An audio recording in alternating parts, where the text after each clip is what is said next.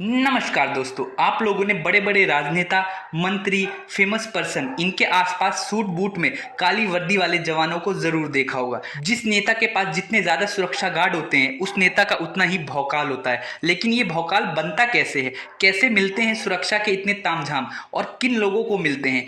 तो दोस्तों, आज की इस वीडियो में हम इसी बारे में बात करेंगे कि कौन कौन सी सिक्योरिटी होती है और किन लोगों को ये सिक्योरिटी मिलती है, कैसे मिलती है, और साथ ही साथ हम ये भी बताएंगे कि पीएम नरेंद्र मोदी की सुरक्षा कौन करते हैं, किस तरीके से की जाती है और पीएम की सुरक्षा में कितना खर्च आता है। तो दोस्तों, वीडियो में आगे बढ़ने से पहले मैं चाहूंगा आप मेरे इस चैनल को सब्सक्राइब कर दो यार, ताकि मैं थोड़ा मोटिवेट हो सकूं आप लोगों के लिए और भी अच्छी अच्छी और बेहतरीन वीडियो बनाने के लिए। तो दोस्तों, वीडियो में आगे बढ़ते हैं। तो दोस्तों, इंडिया में सुरक्षा व्यवस्था को अलग अलग श्रेणियों में या अलग अलग पार्ट्स में डिवाइड किया गया है। पहले नंबर पे आता है एक्स सिक्योरिटी, उसके बाद वाई, फिर जेड, फिर इसके बाद जेड प्लस, और सबसे बड़ी और सबसे खतरनाक सुरक्षा होती है एसपीजी की सुरक्षा।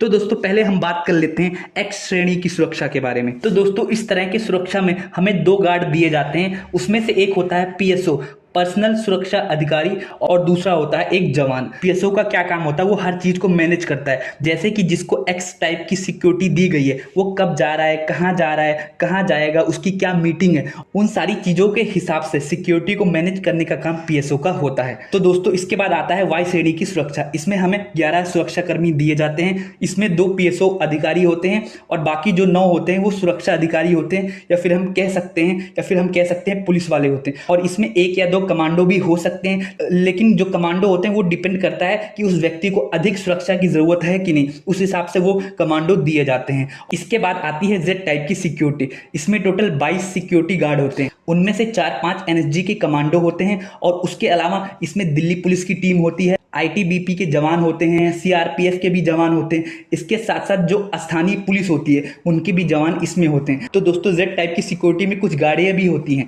जो कि उनकी सुरक्षा में काम करती हैं।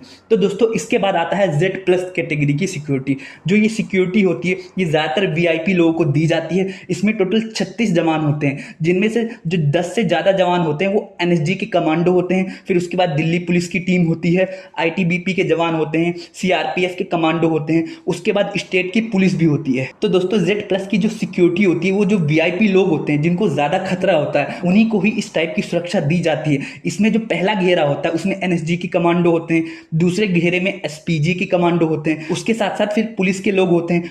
तो दोस्तों, इसके बाद और लास्ट में सबसे खतरनाक, सबसे ज्यादा मॉडर्न हथियारों से लैस और सबसे पावरफुल सुरक्षा फोर्स होती है, वो होते हैं एसपीजी कमांडो, या फिर कह सकते हैं एसपीजी सिक्योरिटी। जो ये सिक्योरिटी होती है ये बहुत कम लोगों को दी जाती है। जैसे कि जो हमारे देश के प्राइम मिनिस्टर होते हैं, हमारे देश की जो प्रेसिडेंट होते हैं, उन जैसे लोगों को ही इस टाइप की सुरक्षा दी जाती है। तो दोस्तों, इस टाइप की सिक्योरिटी की शुरुआत 1984 में हुई, जब 1984 में हमारे जो प्राइम मिनिस्टर इंदिरा गांधी को उनके ही सिक्योरिटी गार्ड ने मार दिया था। उसके बाद पीएम की सुरक्षा को ध्यान में रखते हुए एसपीजी एक्ट बनाया गया। इसमें पीएम की सुरक्षा के लिए एक अलग से एजेंसी बनाई गई। उसका क्या काम होता है कि पीएम की सुरक्षा के लिए कुछ ऐसे अधिकारियों को चुना जाता है जो सबसे ज्यादा खतरनाक, सबसे ज्यादा बेहतरीन और जिनको हर टाइप की टेक्नोलॉजी को चलाने का अनुभव होता है। ऐसे विश्वसनीय लोगों को एसपीजी टाइप की सिक्योरिटी में रखा जाता है। इनका काम होता है हमारे पीएम को सुरक्षा प्रदान करना, हमारे प्रेसिडेंट को सुरक्षा प्रदान करना। इसमें जो हमारे चीफ जस्टिस हैं, जैसे सुप्रीम कोर्ट के जज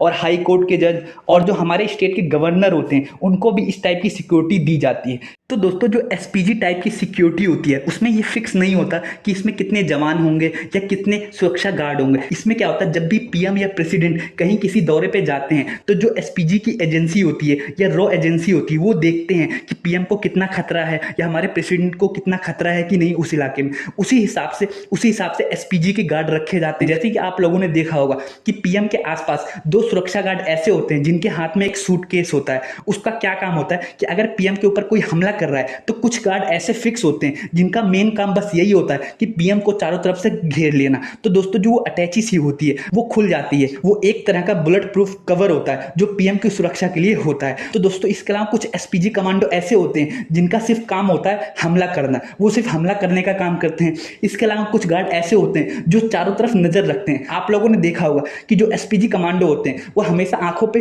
गोगल्स या ग्लास लगा के रखते हैं। वो इसीलिए रखते हैं ताकि कोई उनको देख ना सके कि वो किस तरफ देख रहे हैं किस तरफ नहीं देख रहे हैं। उसके अलावा उनकी आंखों के प्रोटेक्शन के लिए भी वो ग्लास काम करता है। तो दोस्तों जो एसपीजी कमांडो होते हैं, आप लोगों को ऐसा लगता है कि ये सूट बूट में है, लेकिन सूट बूट के अंदर उनके अलग अलग हथियार होते हैं, जैसे कि छोटे छोटे पिस्टल होते हैं, छोटे छोटे चाकू होते हैं, उसके अलावा बुलेट प्रूफ जैकेट होता है और भी बहुत सारे छोटे मोटे हथियार होते हैं। तो दोस्तों पीएम के काफिले में टोटल 20 से 25 गाड़ियां चलती हैं, उनमें से 4-5 गाड़ियां होती हैं वो सेम टाइप की होती हैं। ऐसा इसलिए होता है ताकि किसी को पता न चल पाए कि हमारे पीएम हमारे प्राइम मिनिस्टर किस गाड़ी में बैठे हुए हैं। दोस्तों अब हम ये बात कर लेते हैं कि अगर किसी को X+Y+ सिक्योरिटी चाहिए तो किस तरीके से दी जाती है। तो दोस्तों जो भी फेमस लोग होते हैं या जो देश के हमारे पावरफुल लोग होते हैं, अगर उनको लगता है कि उनको जान का खतरा है या फिर किसी ने उनको धमकी दे रखी है, तो वो सरकार को एक लेटर लिखते हैं। उसके बाद सरकार क्या करती है, अपने रॉ एजेंसियों द्वारा ये जांच करवाती है कि क्या सच में इस इंसान को खतरा है कि नहीं। तो जो रॉ एजेंसियां होती है या जो हमारी खुफिया एजेंसियां होती हैं वो चेक करती हैं कि क्या सच में इस इंसान को खतरा है कि नहीं। अगर उस इंसान को खतरा होता है फिर उसके बाद ये डिसाइड किया जाता है कि जो ये खतरा है ये किस लेवल का है, कि छोटा मोटा खतरा है या फिर बड़े लेवल का खतरा है। अगर छोटा मोटा खतरा होता है तो X टाइप की सिक्योरिटी दी जाती है, अगर कोई बड़ा खतरा होता है उसी हिसाब से Y या Y+ सिक्योरिटी दी जाती है। तो दोस्तों ऐसा इसलिए किया जाता है क्योंकि जो ये सुरक्षा दी जाती है इसमें बहुत ज्यादा पैसा लगता है। जैसे अगर किसी को Y टाइप की सिक्योरिटी दी गई है तो उसका पर डे का खर्च जो होता है वो कम से कम 5 से 6 लाख आता है, मतलब कि महीने का 40 से 50 लाख रुपए ये खर्च आ जाता है उस सुरक्षा को मेंटेन करने का। तो आप समझ सकते हैं कि 40 से 50 लाख रुपए अगर किसी इंसान पे खर्चा किया जा रहा है सुरक्षा की दृष्टि से, तो ऐसे इंसान पे ही खर्च किया जाएगा जो इस देश के लिए महत्वपूर्ण होगा या फिर जो कोई वीआईपी पर्सन होगा। अभी जो कांग्रेस पार्टी के राजनेता है राहुल गांधी या सोनिया गांधी, इन सबको Z+ टाइप की सुरक्षा दी गई है और मुकेश अंबानी को भी Z+ टाइप की सुरक्षा दी गई है। जो हमारे बड़े बड़े सेंट्रल मिनिस्टर होते हैं उनको भी Z+ टाइप की या एसपीजी टाइप की सुरक्षा दी जाती है। तो दोस्तों अब हम ये बात कर लेते हैं कि जो हमारे प्रधानमंत्री हैं उनके सुरक्षा में कितना खर्च आता है। तो दोस्तों मीडिया रिपोर्ट्स के अनुसार अगर किसी इंसान को एसपीजी टाइप की सुरक्षा दी गई है